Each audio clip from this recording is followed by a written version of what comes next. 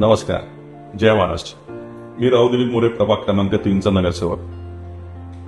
Election काळामध्ये आपण सर्व नागरिकांनी जे कामं मला सुचवले होते त्याबद्दल जे कामं मंजूर झालेले आहेत त्याबद्दलची मी आपल्याला एक थोडक्यात माहिती देत आहे. अरिहंतनगरमध्ये जी पाईपलाईन होती ती खूप जुनी होती आणि तिच्यामुळे ती जुनी पाईपलाईन मधनं जेव्हा पाणी यायचं तेव्हा अक्षरशः त्या पाण्याला वास येत होता. त्यामुळे मग आपण प्रस्ताव केला की अरिहंतनगरमध्ये नवीन पाईपलाईन बसवून देण्यात यावी. तो प्रस्ताव देखील मंजूर झालेला आहे.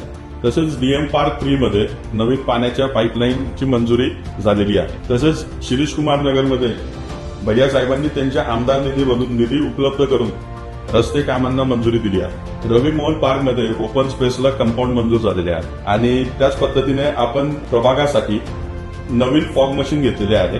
हे डासांचा प्रादुर्भाव वाढल्यामुळे आपण स्वखर्चाने आपण तिथे नवीन फॉग मशीन घेतलेले आहे.